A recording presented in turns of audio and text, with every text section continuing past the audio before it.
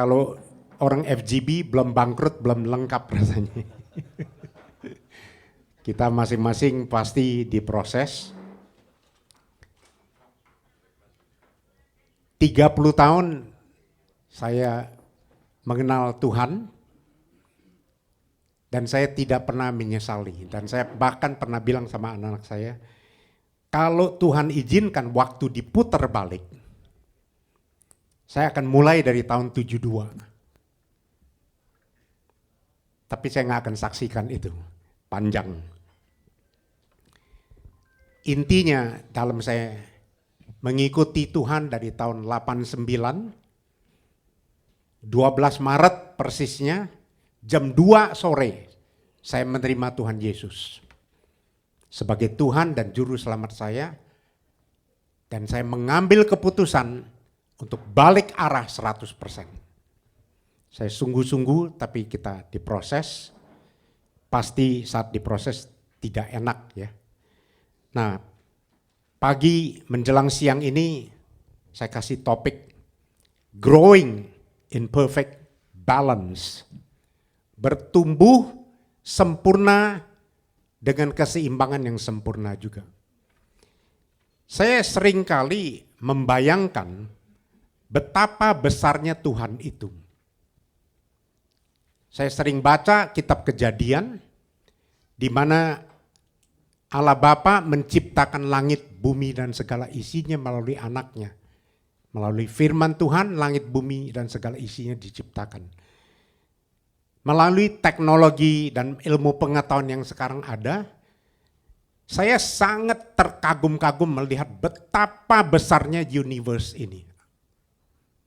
Galaksi, nah kita tahu bumi ini ada dalam galaksi yang namanya Bima Sakti, atau bahasa Inggrisnya the Milky Way. Nah ini gambarannya.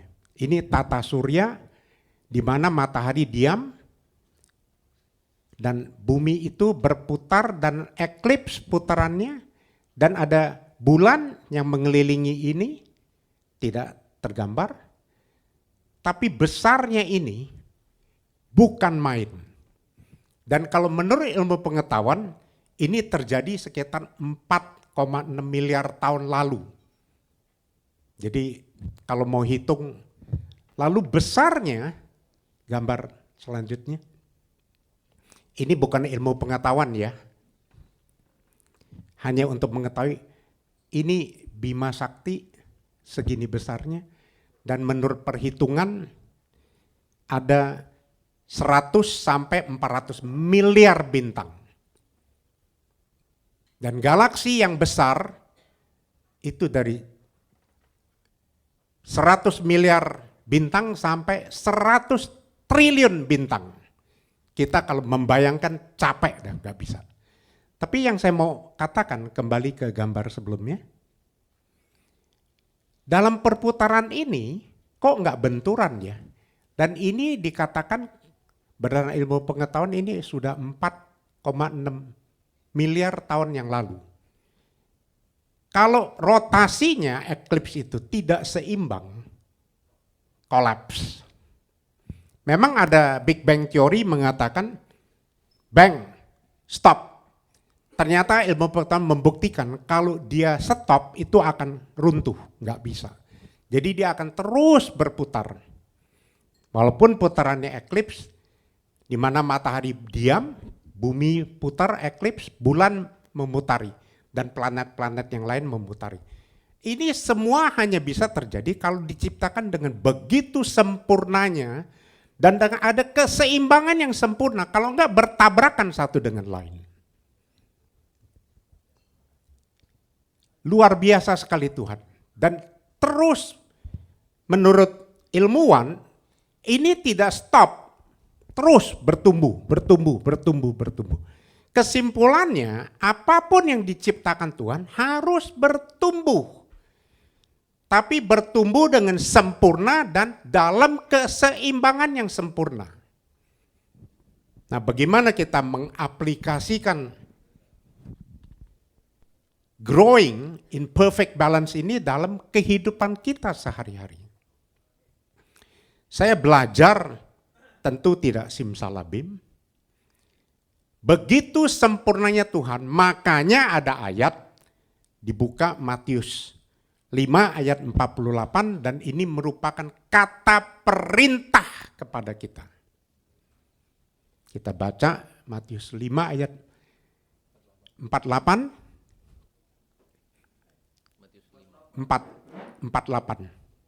Matius 5:48. Ya. Karena itu haruslah, ini kata perintah, kamu sempurna. Sama seperti Bapakmu yang di surga adalah sempurna. Seringkali kita baca ayat ini, argumentasi kita apa? Mana bisa gue sempurna? Mana bisa gue sempurna? Saya mau kasih tahu Bapak Ibu. Sama juga dengan saya. Memang Bapak begitu gilanya kasih perintah kalau tahu anaknya nggak bisa lakukan. Nggak mungkin kan?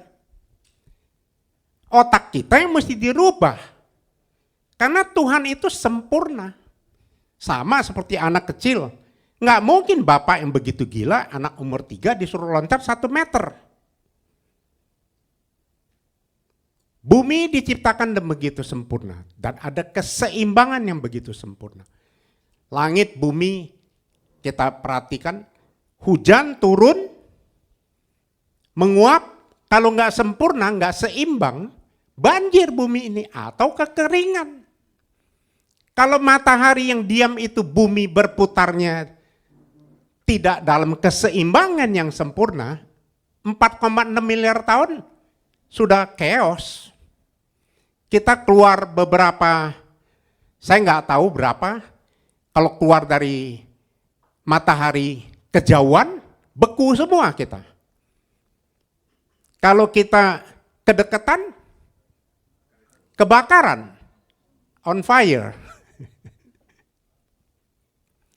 Begitu sempurnanya dan begitu seimbangnya. Dari ekosistem kita tahu dunia ini diciptakan dengan kesempurnaan dan keseimbangan yang sempurna. Cuma karena ulah manusia, hancur semuanya. Berantakan, ekosistem rusak, orang lahir cacat. Nah kita mau baca kitab Kejadian 1 ayat 29 aja langsung. Berfirmanlah Allah, lihatlah, 28 sorry. 28, Kejadian 1, 28.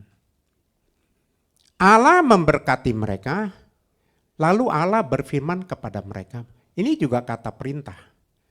Beranak cuculah dan bertambah banyak. Multiply, beranak cuculah bertambah banyak, growing. Penuhilah bumi dan taklukkanlah itu. Nah ini harus kita taklukkan, tapi sekarang manusia tidak lagi menaklukkan sejak Adam jatuh ke dalam dosa. Dan kita diberi perintah untuk berkuasalah atas ikan-ikan di laut, burung-burung di udara, dan atas segala binatang yang merayap di bumi. Ayat ini sudah tidak bisa digenapi lagi. Nah pada saat kita mengenal Tuhan Yesus, ayat ini mesti kita terapkan dalam kehidupan kita. Analoginya adalah Tuhan kasih perintah beranak cuculah. Betul?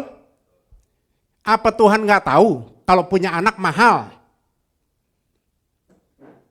Lalu Tuhan nggak kasih kemampuan sama bapaknya untuk menghasilkan supaya anak-anaknya bisa dibesarkan dan bisa sekolah, memperoleh pendidikan yang hari-hari ini sangat mahal. Tuhan model macam apa? Kalau dia kasih perintah. Kalau Tuhan kasih perintah, sempurna engkau harus sempurna. Pasti dia tahu kamu bisa. Amin? Yang amin sedikit.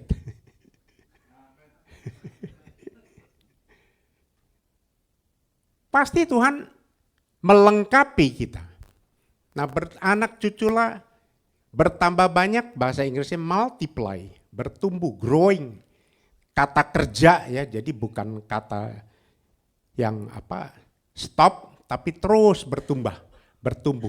Multiplikasi mempunyai arti bertambah besar dalam jumlah, dalam kesempurnaan, dan tentu harus bertumbuh seimbang. Roh, tubuh, jiwa, roh. Ini harus seimbang bertumbuhnya. Dalam apa? Dalam karakter khususnya. Kalau badan kita nggak bisa sangkal, anak yang lahir mungkin 3 kilo, 2 kilo, mungkin ada yang 1 kilo lebih, nggak bisa kita stop. Badan ini pasti bertumbuh. Betul nggak? Nah, waktu dia bertumbuh, anak yang 3 kilo, nggak bisa simsalabim juga. Tumbuhnya nggak bisa langsung menjadi besar. Ada proses. Nah, seringkali kita pengusaha nggak mau diproses, yang nggak bisa. Kalau nggak diproses nggak bisa bertumbuh dengan sempurna dan seimbang. Nah, anak yang lahir 3 kilo itu katakan, begitu dia lahir, apa yang kita lihat? Tangan kiri, tangan kanan harus seimbang, betul nggak? Kalau panjang sedikit atau pendek yang satu, itu tidak sempurna. Mata kiri kanan harus sama, seimbang. Mulut letaknya pipi kiri, pipi kanan seimbang. Jadi tangan diciptakan seimbang, walaupun kita lihat pendek. Tapi ini keseimbangan yang Tuhan kasih. Nah, anak yang 3 kilo itu, dia duduk udah bisa, dia balik badan dulu kan. Dia putar, udah bisa putar bolak-balik bisa seimbang, baru dia belajar duduk. Duduknya udah sempurna, baru dia bisa berdiri. Udah berdiri sempurna, baru dia bisa mulai jalan. Jalannya udah sempurna, baru dia bisa lari. Dia bisa lari, baru dia bisa loncat. Ada tahapan, terus bertumbuh. Dari TK 1, SD 1, SMP 1, universitas, dan sampai gelar S3. Saya S4. Mau tahu? Senior, universitas nggak habis.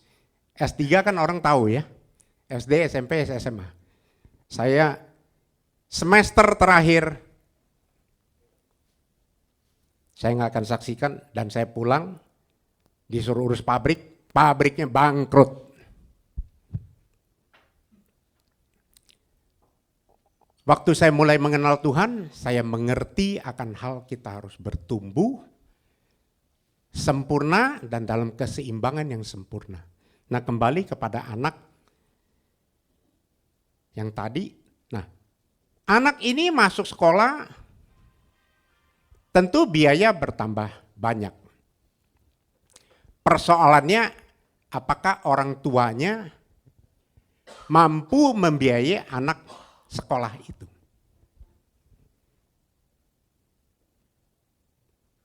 Tentu Tuhan kasih perintah, Tuhan juga akan melengkapi kita, betul nggak?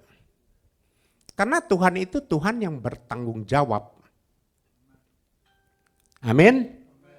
Baca satu ayat, karena ini highlightnya. Amsal 11 ayat 1. Neraca serong adalah kekejian bagi Tuhan, tetapi ia berkenan akan batu timbangan yang tepat. Neraca ini, kita orang bisnismen pasti tahu neraca. Artinya laporan keuangan kita. Ada pemasukan, ada pengeluaran. Dan ini kalau tidak seimbang, firman Tuhan mengatakan itu adalah kekejian di hadapan Tuhan. Kekejian itu artinya apa sih? Artinya sesuatu yang tidak memuliakan Tuhan, kenajisan di hadapan Tuhan, sesuatu yang tidak berkenan di hadapan Tuhan, dan juga dikatakan adalah penyembahan berhala. Nah, secara matematik 2 tambah 2 4. 5 tambah 5 10. Kalau tidak balance, Tuhan bilang ini adalah kekejian di hadapan Tuhan. Sama juga dengan tubuh kita. Kalau tangan kiri, tangan kanan, kaki kanan itu tidak seimbang, ya saya tidak melecehkan orang yang lahir tidak sempurna. Itu juga karena dosa manusia. Tapi awalnya Tuhan menciptakan dengan sempurna. Dan Tuhan berharap manusia yang diciptakan itu harus bertumbuh dan sempurna menjadi karakter ilahi seperti Tuhan Yesus. Nah, dalam proses itu perlu ada keseimbangan yang berkesinambungan terus. Nah, kembali kepada keuangan. Sangat banyak orang yang nggak tahu posisi keuangannya di mana. Karena kenapa? Dia nggak pernah mencatat. Ini kelemahan kebanyakan orang. Nah, firman Tuhan juga mengajar kita setia dalam perkara-perkara kecil. Maka engkau akan setia juga dengan hal-hal yang besar. Ini sebenarnya kata nubuatan kalau kita perhatikan. Itu ada di Lukas 16 ayat 11, 12, 13 kalau nggak salah. Orang yang setia dalam perkara-perkara kecil, ia akan setia juga dengan yang besar. Ini kata nubuatan, nggak bisa kita bantah. Artinya kalau you kecil you beres, yang besar pun engkau akan beres. Tapi yang kecil engkau nggak beres, 2 tambah 2, 4. Kamu bikin jadi 5, itu tidak seimbang. Nah, saya sadar mulai waktu saya bertobat, dan saya mengajar anak-anak kami disiplin dalam hal keuangan. Dan kami mulai saat anak kami umur kelas 4 SD, dan saya anggap dia bisa dipercayakan dengan uang, mamanya Senin kasih 50.000 rupiah, Jumat harus ada perhitungan. Kalau tidak ada perhitungan, minggu depan tidak ada uang jajan. Mungkin Bapak Ibu berpikir ini kejam amat. Tidak, ini firman Tuhan. Diambil dari mana? Dari Matius 25. Tentang 1 talenta, 2 talenta, dan 5 talenta. Kita coba baca. Matius 5. Matius 25, sorry ya. Thank you Pak. Ayat 14.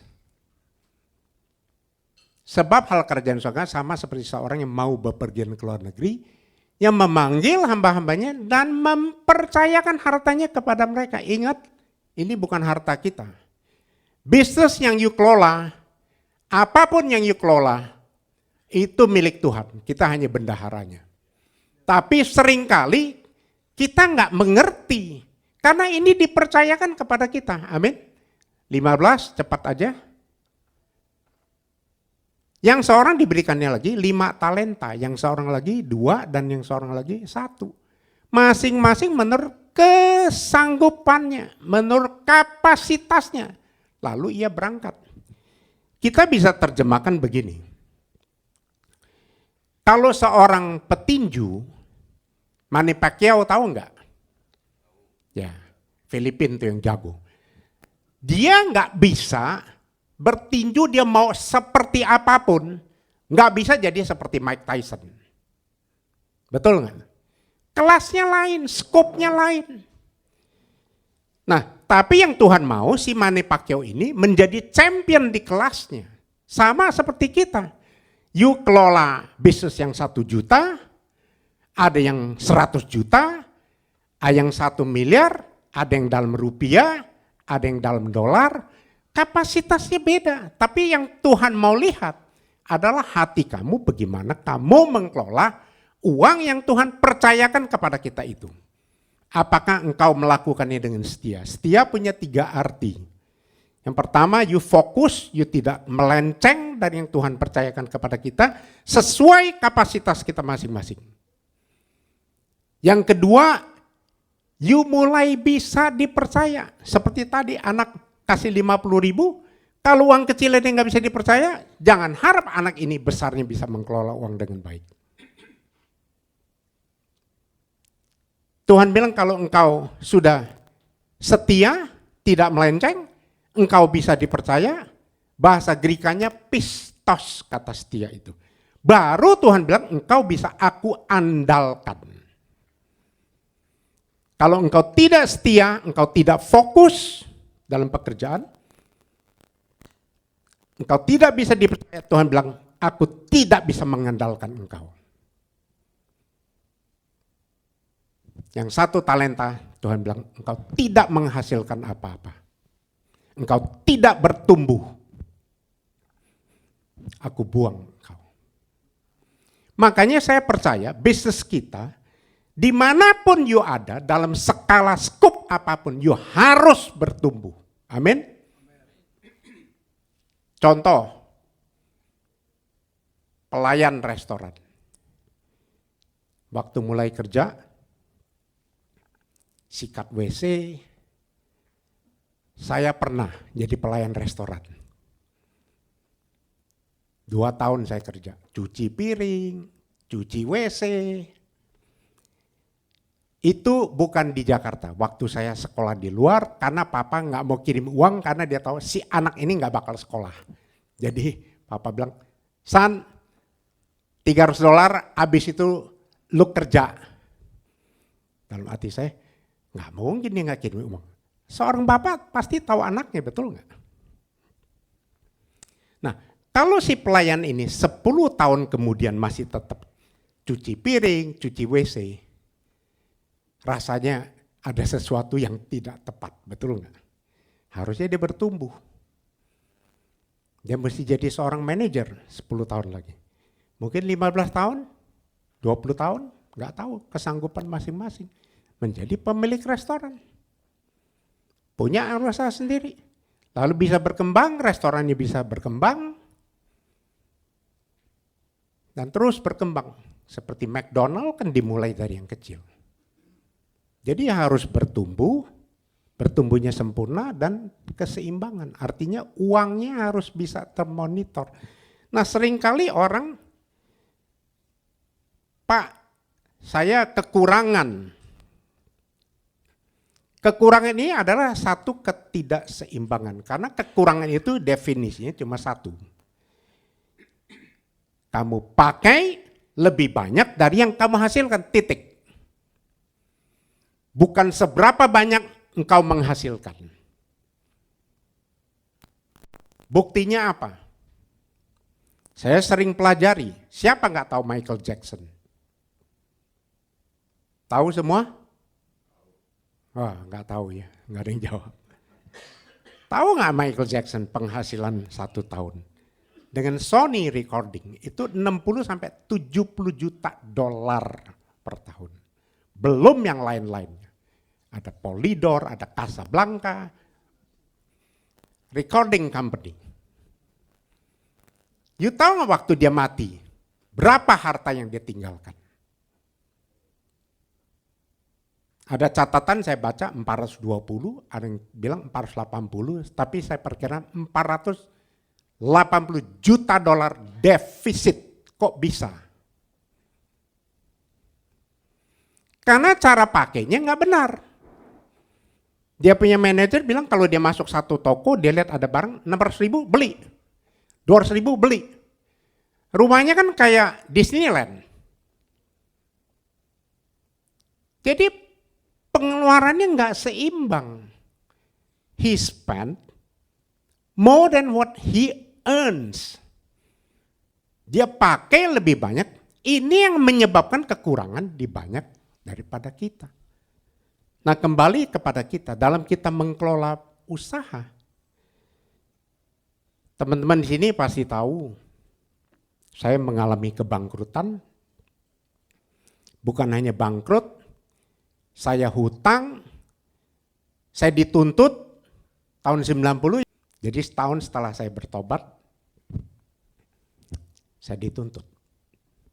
Saya diproses, dia tanya, Pak, mau Pak pengacara? Ya nggak bisa lah, you lawan King Kong dan gajah. Dan saya jelas salah bikin faktur palsu. Tapi cara Tuhan, waktu kita menyerahkan diri kita sepenuhnya, Tuhan bisa beracara. Terlepas dari kejadian itu karena ulah kamu, karena kebodohan kamu, sehingga kamu tidak pandai mengelola apa yang Tuhan percayakan kepada kita. Yang seharusnya Tuhan bilang harus bertumbuh, sempurna dan seimbang. 20 kali saya disidang di Bekasi. Hanya pertama kali dipanggil David Sadikin, Presiden Direktur PT. Tapi pembelaan Tuhan luar biasa. Hanya 1 kali itu, 20 kali sidang, nggak pernah ada dakwaan yang dibacakan atas saya. Jadi hanya sekali dipanggil, terus hakim bilang, para penggugat menghadap, bicara, sidang ditunda. 20 kali sidang ditunda. Apa mungkin? Bagi Tuhan tidak ada yang tidak mungkin. Amin. Tentu kita harus bayar. Waktu saya bertobat, saya datangi orang-orang itu, saya bilang, saya minta maaf, saya memang berhutang. Dulu aku anak setan, hari ini aku anak Tuhan. Kasih kesempatan bayar.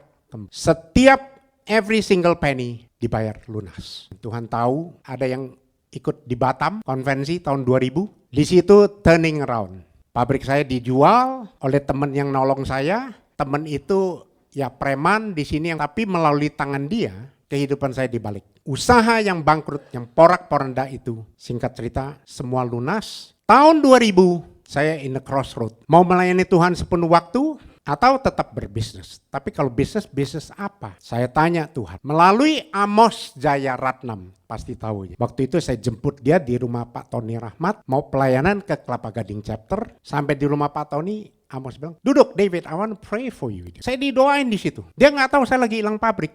Saya lagi bingung mau kemana. Full time atau pelayanan. Itu 91. Ya akhir 991 92 itu. Dalam saya proses saya belum tahu saya mesti ngapain. Oh, tahun 2000 sorry. Waktu dia doakan, dia bilang engkau aja nih pengusaha, engkau aja jadi businessman. Tapi waktu itu kan saya berteriak, Tuhan kok engkau nggak tolong. Tapi disitulah titik balik. Dan waktu saya mengerti engkau harus bertumbuh, engkau harus sempurna, harus seimbang. Pembukuan saya setiap bulan neraca keluar. Pajak harus dibayar. Amin. Nah, bagaimana kita mempertanggungjawabkan itu? Nah, kita kembali ke Matius. Ini bagian terakhir 2:16. Segera pergilah hamba itu menerima dan ia menjalankan uang itu dan beroleh 5. Bertumbuh, betul? Dan matematiknya dia tahu 5 seimbang 10. Yang selanjutnya 17. Hamba yang menerima 2 talenta itu berbuat demikian dan juga berlaba 2 talenta. Jadi harus bertumbuh. Nah, secara matematik ini kan 2, 4. Terhitung. 18. Hamba yang menerima 1 tanah, ini bocah ini. Jangan ditiru. 19. Nah, kita jangan lupa ini. Lama sesudah itu pulanglah tuan hamba-hamba itu lalu mengadakan perhitungan. Jangan lupa apa yang Tuhan percayakan kepada kita, Tuhan akan minta pertanggungjawaban. Ini yang seringkali kita abaikan. Kalau you pikir Tuhan itu nggak begitu teliti, try this out. Pasti di sini banyak yang dapat surat cinta, betul nggak? Dari kantor pajak. Dan biasanya tahun 21, 22 yang diperiksa. Ada yang dapat surat cinta? Nggak ada yang mau ngaku. Pak Hendrik dapat nggak? Pernah. Karena katanya targetnya belum capai. Saya dipanggil. Tapi karena neraca saya seimbang, memang tidak sempurna, tapi saya bilang begini, kalau you dapat surat cinta dari kantor pajak, puji Tuhan. Kenapa? Karena itu auditor yang paling canggih yang ada di dunia yang Tuhan kirim. Kalau auditor di dunia aja you nggak lulus, kembali ke ayat tadi, mengadakan perhitungan. Seberapa telitinya lagi Tuhan? Bisa nggak kita pertanggungjawabkan? Bagaimana kita mempertanggungjawabkan? Sama dengan anak saya yang SD, 50.000. Kalau Jumat dia tidak bisa mempertanggungjawabkan, minggu depan tidak ada uang jajan. Saya mendidik anak-anak kami begitu, karena dulunya saya bocai, kacau. Bagaimana kita mempertanggungjawabkan? Apa kita cuma bilang ke kantor pajak dah, bisa nggak you ngoceh aja tanpa ada laporan keuangan? Nggak bisa kan? Seberapa telitinya lagi Tuhan? Nanti menghadapi tahta pengadilan surga yang ada di Wahyu 20 yang seingat saya. Bagaimana you mempertanggungjawabkan? Apa yang Tuhan percayakan kepada kita? Apakah itu 2? Apakah itu 2, 5 talenta? Sesuai skupnya masing-masing. Tuhan gak lihat besarnya kamu, tingginya kamu, beratnya kamu. Tuhan lihat seberapa engkau bisa mempertanggungjawab. Artinya seberapa engkau setia dalam perkara-perkara kecil yang Tuhan percayakan kepada kita. Amin. Tuhan Yesus memberkati.